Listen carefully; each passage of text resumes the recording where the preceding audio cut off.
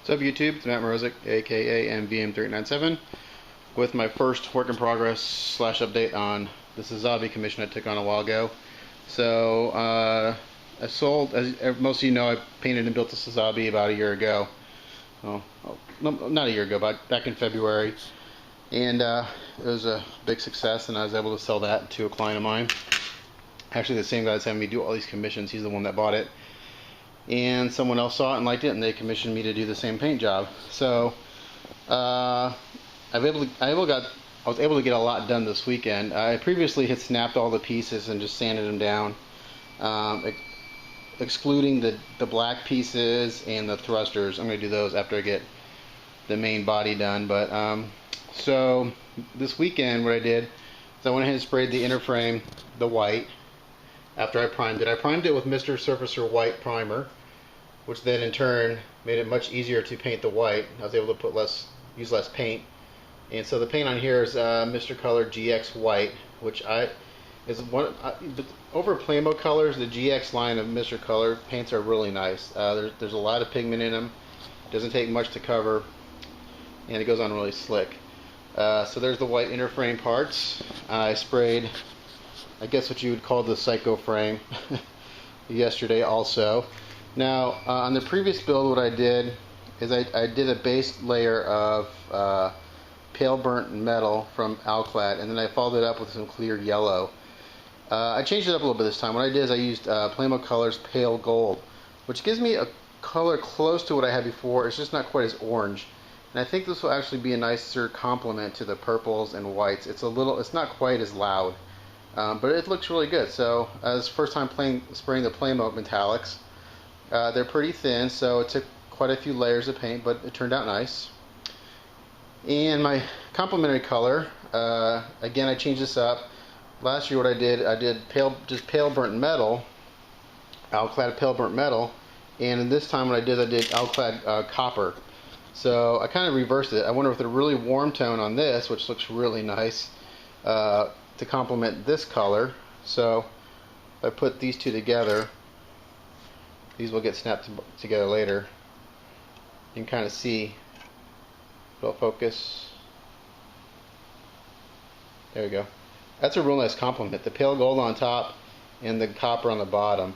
So when I combine that with my candy colored purple fin funnels that I'm going to do, it'll look super nice. And so I did a little bit of that last night also, but on the fin funnels, on the some of the pistons. So here, this is candy purple. This is Alclad polished aluminum, and then sprayed with several coats of clear purple. Excuse me, not clear purple. It's their hot metal violet. So I really like this really deep purple. So with that, see if I can get all three together. It's a real nice complement. It's going to look really, really sharp. So see if this will focus. Get all three colors in there. Come on. Maybe. Anyway, you guys get the idea. I think I need a new camera. This one sucks. So those three look really good together. And then I sprayed the actual pistons with Alclad polished aluminum, not chrome, just the polished aluminum. It gives it a real nice shine. It's almost chrome-like, not quite. And so what I'm doing tonight is I've started to prime the dark shade of the armor. And this is going to be an update slash little tutorial on painting. So here are the pieces I just got done priming with Mr. Surfacer 1200. Not real concerned with covering the entire piece as far as like blocking out all the color. This is for two reasons. One, to give the paint something better to stick to, and also it helps when you're changing colors. Since I'm going from a red to a violet kind of purplish color, it'll make it much easier to do so. I'll be able to use less paint. Anytime you change colors on your kits, you have to prime. If you're not changing colors, I'm just going to paint this red, like go with the traditional red color. I could just paint red right on top, and it would actually look really good. It'd actually be a lot easier because I won't have to prime or anything. So I'm going to come back and I'm going to show you how I prime, and then we'll go on from there. Okay, I'm back. So what we have here is I'm not going to use the spray booth because it's too loud. I'm just going to spray out into the open here. What we have here is one of the armors right there, ready to go. In my airbrush I have Mr. Surfacer 1200. It's thinned 1 part thinner to 1.5 parts, 1 part primer to 1 1/4 to 1.5 parts thinner. It kind of varies. It's never exactly the same. I basically thin it till it sprays really nice and smooth. So I've got my airbrush set to 20 psi. I do everything at 20 psi. I never adjust it. I control everything with the airbrush. It works for me. I know guys who do their shading, they'll spray their base coats at 18 psi, then they'll crank it down to 10 or 12. I just find that it doesn't push the paint through well enough and it doesn't atomize enough. So everything stays at 20 no matter what I'm doing. So again, I'm going to prime this real quick. And priming goes really fast for me because I'm not worried about covering the whole color. So I always start with the edges first because those are the parts that get missed the most. So I'm going to spray the edges real quick. And this is thinned perfectly. It's going on real nice. And that's done. Now I'm going to flip it over. And the trick with priming and painting is to maintain a wet edge, meaning that you need to overlap your strokes by about 50% or so and move relatively quickly so you don't get a dry edge. If that edge dries and you spray over it, you will see a line of texture in your paint. So it's important to maintain a wet edge. So I'm going to actually spray these really thin parts first because there's nowhere else to go. So we're going to go there. That's done. That's done. And now I'm going to work on the side here. And I'm overlapping about 50%. I'm going to work my way up the piece. Overlapping. Overlapping.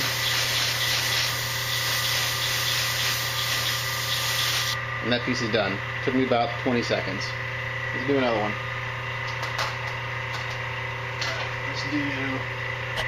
This is part of the front leg armor. Again, I'm going to spray the edges first. Now this needs the backside spray too because if you have the cycle frame open, the armor open, you'll see the backside. So I got to spray the backside too, and I do the back first, and then I do the front. I'm going to airbrush in the frame at least. And you see I'm moving pretty quick. Now to the front, again, we're going to start at the bottom and work our way up, overlapping 50%. And I'm putting this on pretty wet.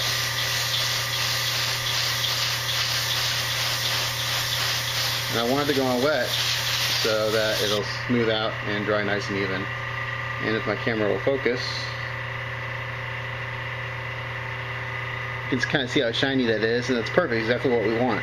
Reduces orange peel, allows the primer to settle, even out. Do another one. I can prime a whole kit relatively quickly. I could prime this whole kit if it's all set to go in about an hour. It all depends if my primer's, primed just thin, just right. If I'm fighting it, it takes a while. So I did the edges first, as always, and then we're gonna again do the same thing. Go up, overlapping 50%. Rotate the piece, moving quickly, putting it on nice and wet. Done. Perfect. Let's keep going. Let's do a bigger piece. This goes to the rear skirt. And again, we're going to do the edges first. I'm going to try to make sure I'm in frame.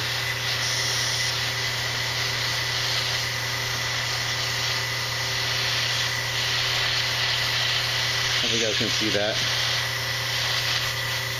And then we're going to do the back. We're going to do a little bit of the inside because, again, when this is open, you'll see in there a little bit. So you see right there is the detail. We want to make sure to get that primed. And then we're going to start with the back side. Overlapping, overlapping, like that. Do this edge, all the way around. Start with this little spot right here, overlapping. From here, overlapping. And if you move quickly, you don't have to worry about getting a dry edge. I would demonstrate what a dry edge looks like, but I don't want to wait for it to dry and sand it out and respray it. So just trust me, maintain a wet edge.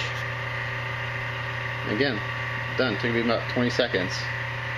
And I'm not, you can see a little bit of red through some of the parts of the primer. Again, that's okay. As long as you got primer on it, you know where you're going to have paint. And especially where there may be some rubbing going on between pieces, if you're going to recoat your kit, primer is a good idea. It just gives the paint something better to stick to. I don't prime my kits 100% of the time, especially if I'm going to maintain the same colors that the plastic is molded in. I just don't do it. I can, you know, it saves layers of paint and makes panel lining easier with the less paint. So sometimes I just skip it. Now on these kits where I'm changing the color, I always prime. Alright, I'm going to do one more. And then I'll come back and I'll show you how I base coat. Base coating is basically the same technique as this, just with paint. You're going to do the edges first. Not sure if I'm in focus. I'm sure it's focused on the background there.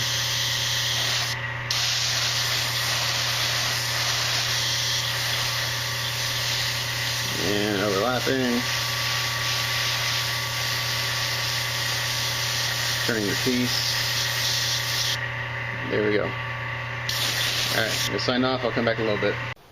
Okay, I'm back. I got all those pieces primed, and I'm going to show you how I base coat my parts. So, base coat for all the parts on the kits that are going to get shaded is black. That's typically what I use. Sometimes I use a dark gray, but depends on how heavy I want the shading. I'm going to make the shading just a tad heavier on this one than I did on the last one, so I'm going to do black. So, it's very similar to priming, except for I'm really trying to get it on as smoothly as possible. And a lot of that determines, the way I do that is really by looking at the glare or the shine on the part more than coverage.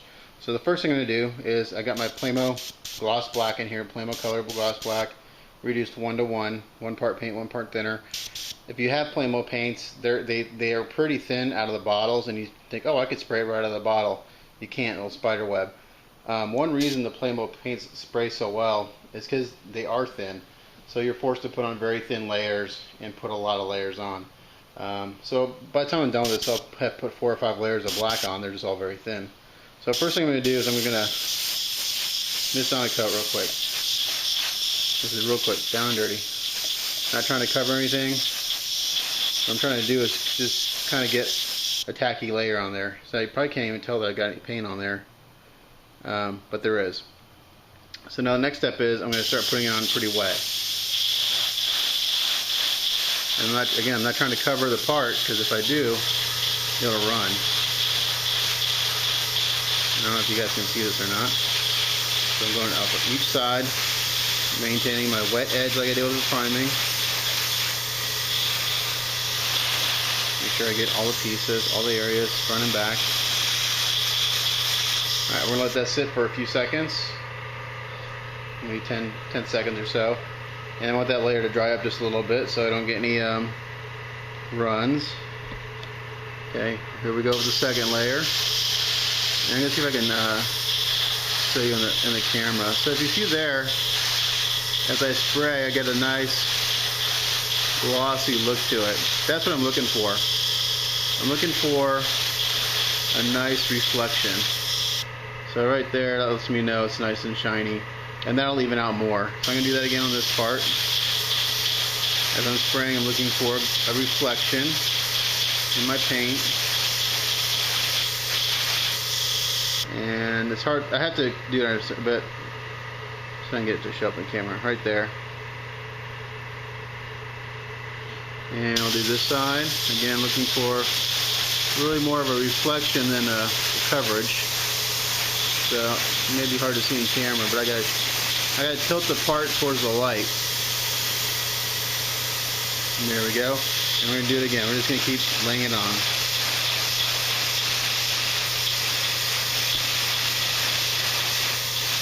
And I'm putting it on fairly wet, almost to the point where it's gonna run. Now, some of these parts may not dry to be super glossy, and that's simply from the texture of the primer.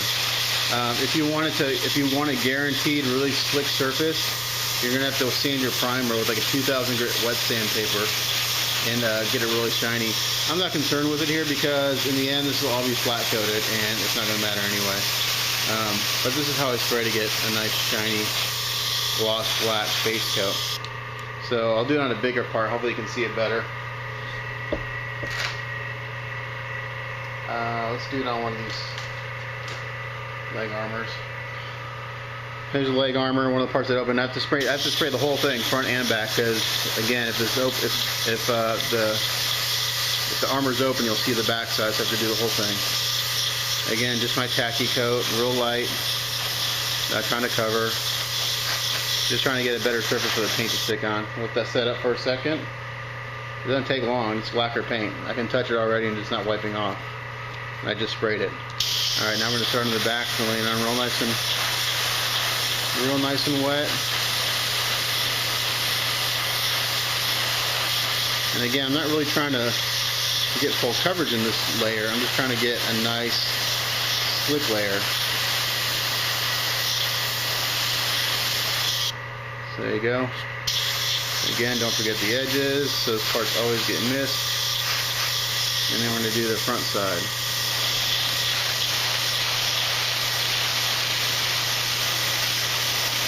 Trying to get real nice and slick.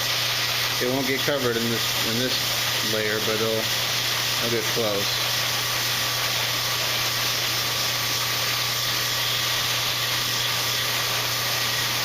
Again, I'm putting this on really wet. I'm going to go back to the back side and do it again while that front dries for a little bit.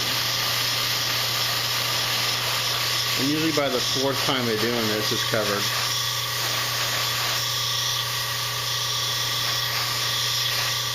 Do the front again.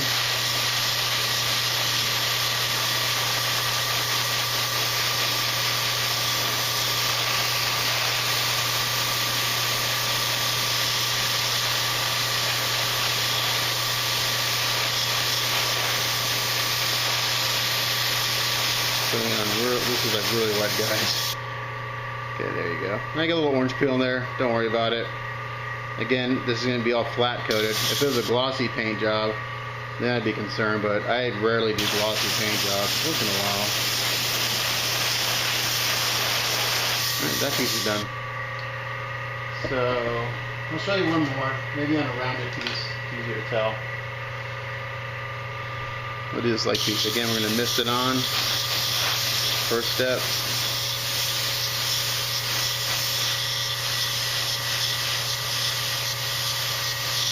Let that set up for a second. And then we'll start hosing it on. Nice and wet.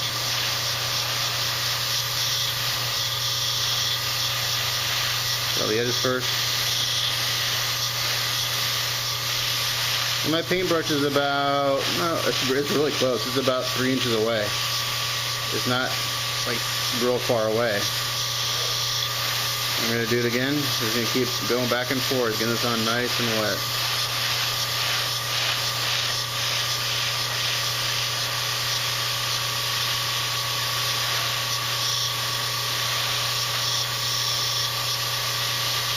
So that's 1 mist coat and 2 wet coats.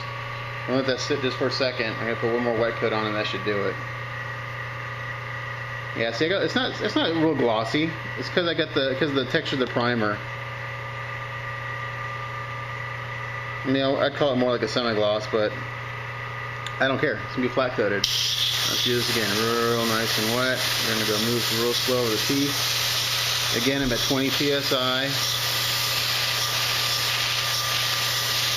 Overlapping all my strokes by about 50%, keeping that wet edge. I'm going to do it one more time.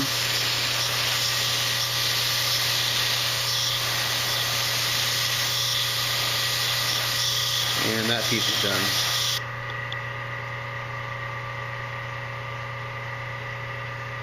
I don't know if you guys can see it. There it goes. Not too bad. So that's base coating. And that's the same process I use for any base coat, no matter the color. But typically I'm base coating in black or a dark gray. So there you go. The next step I'll show you will be the shading. So that may be, I probably will let these dry overnight and then shade tomorrow. Okay, so I finished spraying up the black base coat on these armor pieces today. Like I said the other day, last night I sprayed them. I let them dry overnight, and then I noticed some pieces were a little thin on paint, so I went ahead and gave them all 1 more quick coat. And I went ahead and used the Mr. Color GX Black this time. It's got a higher pigment, and it just goes on a little faster than the Plamo. So it all looks good now. I just mixed up my color for the dark gray. Here it is, and in the camera it doesn't look very dark. Now, once I spray it on top of the black, it'll darken a little bit. And to get this color, I did the same thing I did with the one I did back in February. I did, the mixture is 10 mils of Plamo Color Dark Gray, 10 mils of Plamo Pure White, and then 5 mils of Lavender Blue to get this color. So that should give me what I want. I'm going to shade a few pieces and I'll come back and show you how I do it. Okay, on to the shading part. So I just did a few test pieces to check my airbrush settings and my thinning ratios. Everything's working good. For shading, I switched to my Badger Chrome airbrush. I actually have 2 of these. This is my favorite airbrush that I've used so far. I used to use the Iwata HPCS, which I still use. I use this for priming and base coating. But the Badger, I have a lot more control with. Now you can do the same thing on the Iwata, but it's not as simple. But I've got this adjustment knob here that is actually numbered, and there's a dash right there. See if it'll focus. There's a little dash on the back, and I can zero it out. But what this allows me to do is put my airbrush to the exact same setting every time for my shading. So, for example, if I was to zero this out, take this to 0, the needle won't go back at all. So for my shading, I do I turn it all the way around until I hit to the 2. And now what that allows me to do is my airbrush is going to stop, my needle will stop at the exact same point every time, keeping my shading very consistent. When I'm done with the initial highlight, then I just open it up to 0 and blend it in, and I just repeat that step over and over again. It's really simple. So if you don't, if you want a really good airbrush for a relatively inexpensive price, Badger Chrome. And another nice thing is it comes with 2 tips. It comes with a 0.3 and a 0.5. This has got the 0.3 in it because I'm shading. It feels real good in the hand. This black part can come off if you want, but I like it because it's kind of curved and it feels good in the hand. Real smooth action. My two gripes, or actually one gripe, is that the metal cap does not stay on very well. It's very loose. It does come with a rubber cap that sits down into it, but it limits the amount of paint you can put in here. So I use the metal one. Another thing about the Badger Chrome, I don't recommend taking it apart and trying to put it back together because it's a pain in the ass and it's hard to get back together. So anyway, back to the shading. So here's one of the first parts I did. And it may be hard to see the shading in the camera, but it's there. And as this dries down, it'll become more pronounced. So I'll show you how I do that. Because everyone's asking, how do you shade? How do you shade? Shading is a very subjective thing. I've been kind of going towards more heavier shade lately. When I first started, I did a really subtle shade. But now I'm leaning towards more slightly heavier. Especially if you're going to photograph your kits, a heavier shade is going to show up a lot better than a slight shade. So this is part of the back of the body, and you can see that my paint's got a little texture in it. I'm not worried about that because again, it's gonna be all flat coated. So I'm gonna start out by putting my first highlight here. Now it's the exact opposite of when I'm spraying a base coat. I don't want to catch a reflection. If I catch a reflection, I can't see what the paint's doing. I can't see the coverage. So I kind of turn it away from me, and so I can see where the paint's going. And I'll see if I get this in camera. And I'm going to start out right in the center. And I'm just going to work my way out.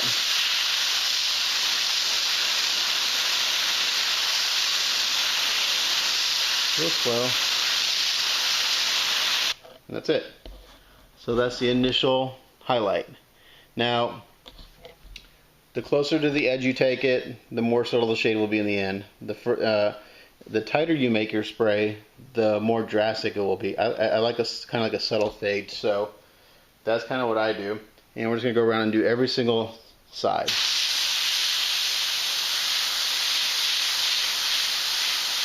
Again, just working in the center, coming out to the edge, just like that.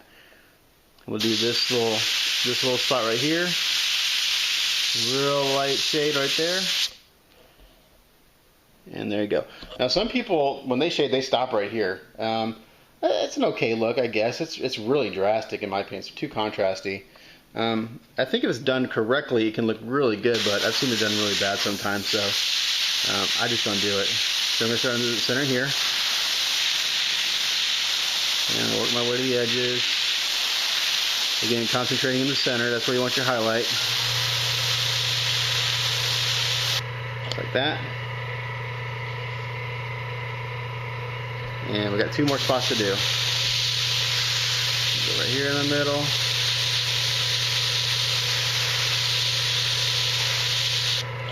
Just like that.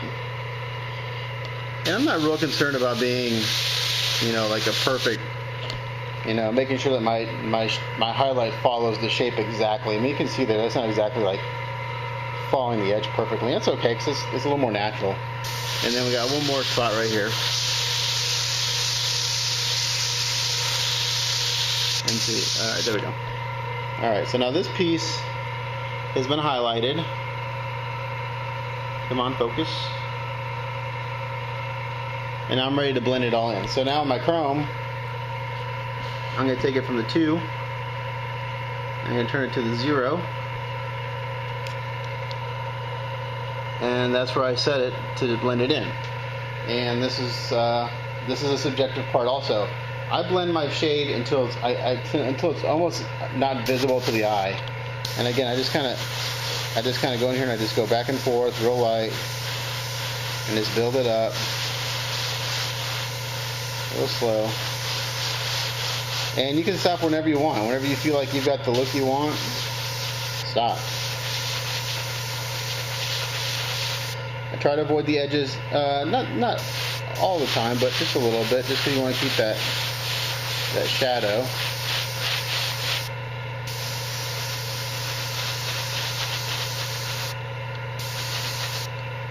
And to my eye, that looks about right. Now, I just stop because, for the most part, it looks like it's not shaded. But when that dries, it'll be just exactly where I want it. So you can pick up a little bit in the camera. Again, it's pretty subtle. But as this dries down, it gets darker. Now, again, don't forget your edges. And when I spray my edges on my pieces when I'm shading, I don't spray straight into the piece like this to the edge, because then you'll affect your highlight. I tilt it away and I just feather that edge. I want to make sure that I don't see any of the base plastic or the base color, because sometimes you don't know exactly what part of that you're going to see when it's assembled. So I just make sure I put a bit of the highlight color so it looks like it belongs, so it doesn't, you know, if it's put together and you like look there and you see like black or red, then it looks really bad. So there we go. Let's do another piece. We'll do the same piece, just the other side. Also, when I'm shading, if I have multiple pieces that are the same, I do all those pieces. I won't do like a leg armor and then an arm armor. I'll do all the leg pieces and then all the leg pieces, or then all the arm pieces. That way it stays consistent among those pieces. So, I gotta make sure to go back to my 2. I did. Sometimes I forget that and I get a big blob of paint in the center, which isn't the end of the world, but it makes it harder to get the look right. For me, shading goes relatively quickly. If everything's spraying the way I want it and I'm not having an issue with my airbrush, it goes pretty quick because you're not trying to like put gobs of paint on. It's real light. Sorry, I got out of camera. It's hard to do this when you're looking through the camera. Okay, so I gotta do this side. I'm not sure if this is in focus or not. It's probably focused on the background, but hopefully you guys get the idea. So there we go. Now we're going to open up to 0 again. And we're going to blend it in. Again, I'm tilting my piece so I'm not getting a reflection or a glare from my light above, because I need to see what the paint's doing. I need to see the coverage. If I was to get a glare, I won't see what, you know, I wouldn't see what the coverage is doing, and then I'd be screwed. So you can see here, I'm just real lightly, the paint's not coming out very much at all. This layer of paint's very thin in comparison to like doing a base coat. So it looks good. And go on into the edges at an oblique angle. How you like that? Oblique, big words. Sometimes it's hard to get where you need with the skewer in the way, but...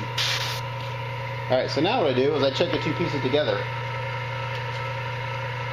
Compare the two that I just sprayed to make sure that they're relatively similar. And that my highlights are about the same and everything. And now this the other one had a chance to dry for a little bit, and it does make a difference. And that looks pretty good.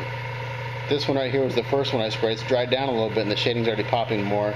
This one I just sprayed and it's starting to come out a little bit more. So I think it looks pretty good.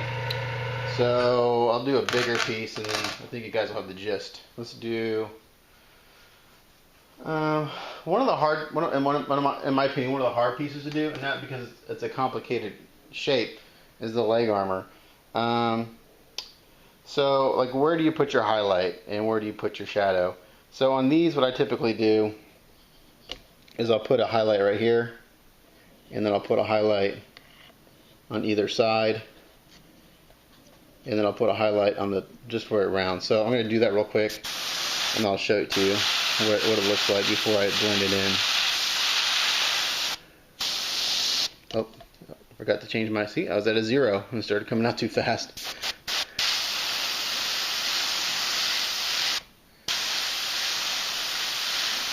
Alright, I'm going to put one right there. I'm going to put one right here. We're going to turn it this way. We're going to put one right here.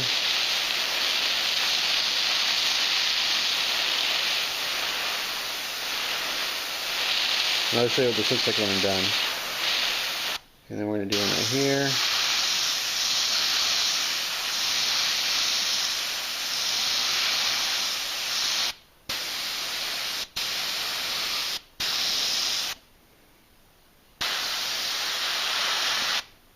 Try this edge a little bit. Okay, so I think that looks pretty good. So now you can see I've got that highlighted. So I got one right there in the center, one on each side. I flip it over, and then I highlight those little bumps. All right, we're going to turn it to 0, and we're going to blend it in.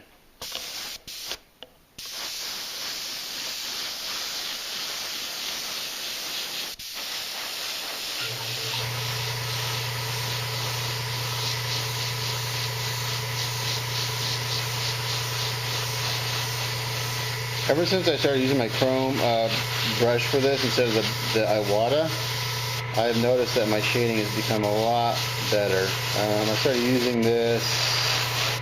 When did I start using this hairbrush? A couple of years ago I got it at a model competition. Badger had a really good deal, and I think I got it for like, the first one I got for like $100 new. Now they're about 150. They're hard to find for some reason. I don't know. I love it. I think it's a great airbrush. Blend that in. This is looking pretty good. And now we're going to get these edges. And I'm not really trying to cover them. I'm just trying to cover them. I'm just trying to get some color on them. So I'm going to get this in the camera.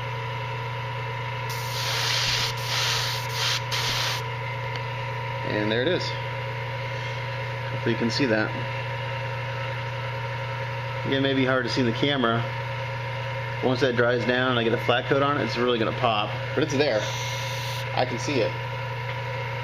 And my eyesight's not that bad, so.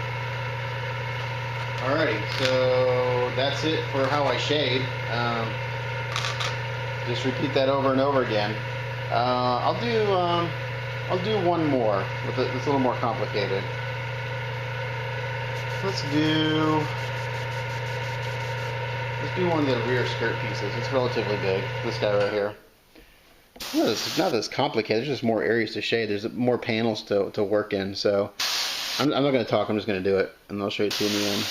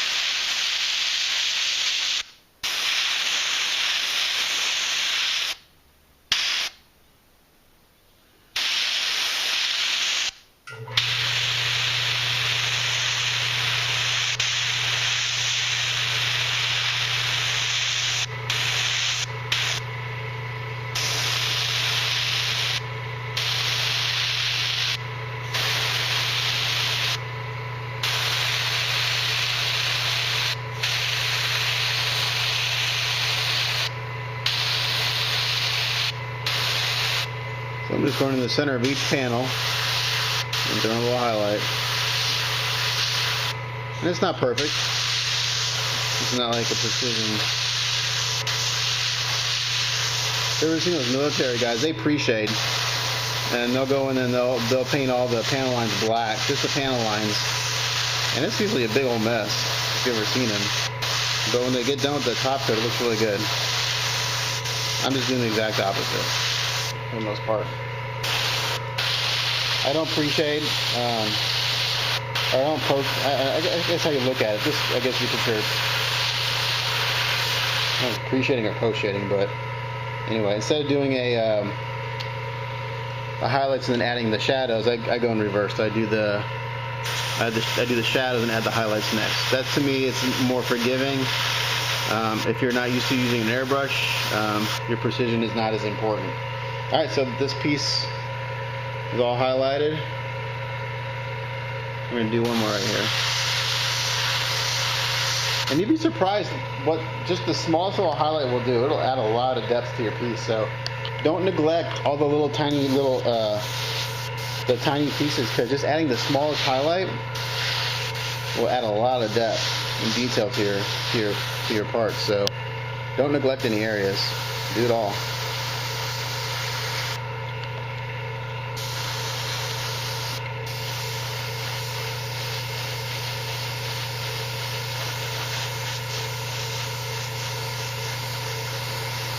You may look at your highlights like, man, those look like shit. But as you start blending it, it'll be, oh man, it looks so sweet. And you're like, holy shit, I did that? You're like, yeah.